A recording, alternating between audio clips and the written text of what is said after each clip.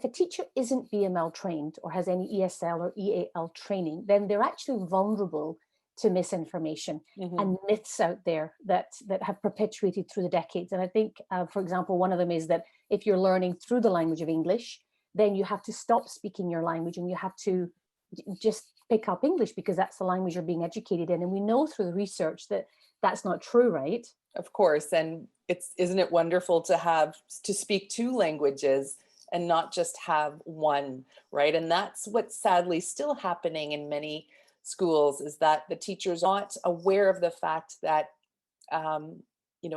allowing students to speak their own mother tongue or home languages is actually good for them. So the number of students that come through the doors of a teacher's classroom per day can be anywhere from 30 to even 150. So if you can imagine having a trained teacher, the positive impact they can make on a student's identity, their language, and even how receptive a student might be to going home and speaking back to their parent in their home language. So really, we want to say that teachers are language preservers. We're a social enterprise, so we want to measure that impact, don't we? With the courses that we have, and we know that year after year after year of having run these courses now, we can see that teachers, as you say, they can touch the lives of 30 to 150 per academic year.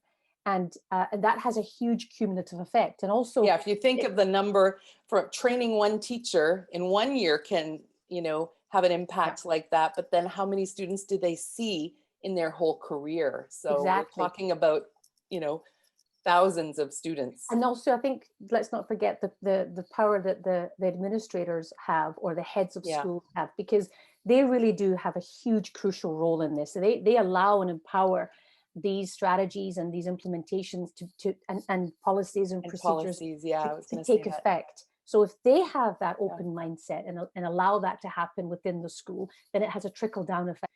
And even and even the parents, they come into the schools and say, what do we do here? And if the teachers are correct in their knowledge, in their BML knowledge, then they can impart that to the parents and say, please continue your home language at home, and we'll focus on the academics at school, and together we'll raise a bilingual or multilingual child.